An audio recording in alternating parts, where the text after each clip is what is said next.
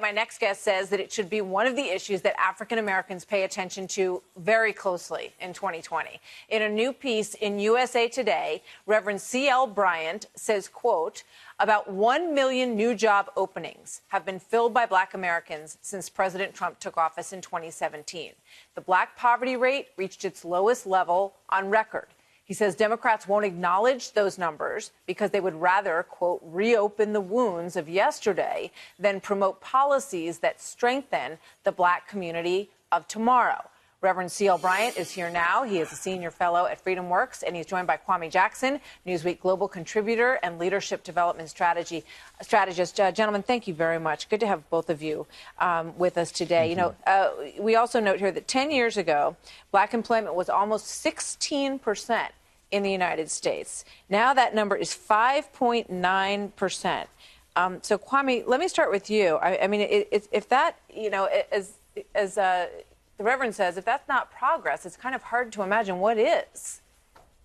Well, that number has to be looked at with skeptical eyes. And what I mean by that is you have to kick the tires. You have to look under the hood of that number. That number is a very superficial number. Basically, when Obama left office, he gave Trump a Black unemployment rate of 7.8%, not the full 16% from the height of the recession. So Trump has made progress, and that's no doubt. But we're talking about when you look under the hood and you examine that number and you look at real wage growth, the ability for people to put groceries on the table, the ability for people to afford health care, the ability for people to actually take care of their kids in after-school programs and daycare.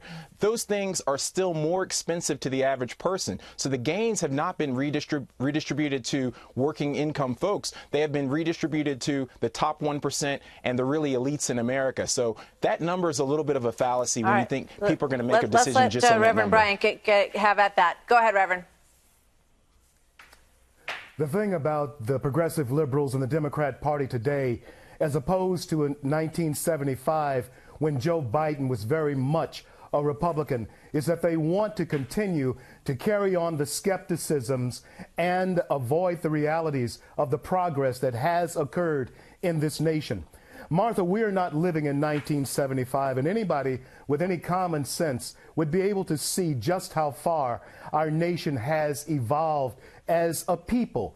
But yet the Democrats do, in fact, want to keep those wounds reopened so that the boogeyman that they have had Black people afraid of for so many years can still remain real to them and, of course, still drive the vote to the polls as they have done for nearly 60 years.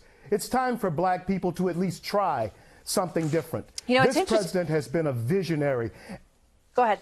And he has been very reactionary in his administration. I mean, Kwame, I remember the president talking to all voters and saying to African-American voters in particular, what have you got to lose? You give it a try.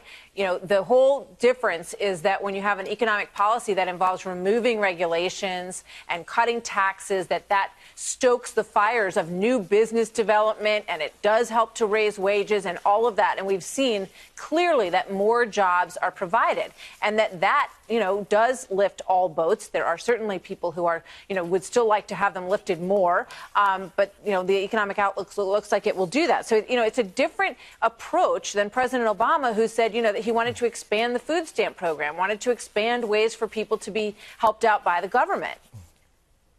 Yeah, for me, it's not about saying that there's not been any economic or social progress in America. That's a fallacy. I think for me, what you have to do is say that the race is not over. We're still running the race. It's not like we've come to some conclusion that racism is no longer a factor in America, that there are no kind of systemic things that have continued to hold African Americans back, whether it be things like the access to the GI Bill and the fact that African Americans weren't able to build the same amount of wealth in their homes and their estates as the average white family. So we have to look at the legacy of slavery, of Jim Crow, and how that's accrued and really multiplied over time, both negatively for African Americans and to the positive addition for white Americans. All right. So, Reverend Bryant, Kwame, as you just heard, is saying, look, we've made progress, but we haven't gotten far enough, and we can't forget that. And you say that they're ripping off old wounds. Is there truth to both of those things? Absolutely. There could be, but not in present-day America, and I'll tell you why. Because there is not one thing in present-day America as I, as a Black man, could imagine doing, that the color of my skin would stop me from doing. I grew up in the late 60s and the early 60s. I remember drinking from colored water fountains and riding on the back of buses. And when I tell you about evolution, I'm not telling you about something that I've heard of. I'm telling you about something I have seen and experienced with my own eyes. America is a place where everyone understands that freedom does work, and it can work for you if you will allow big government to get out of the way of the black people, get out of the way of the American people, and allow them to enjoy the fruits of American labor and the fruits of American abundance that everyone else has enjoyed.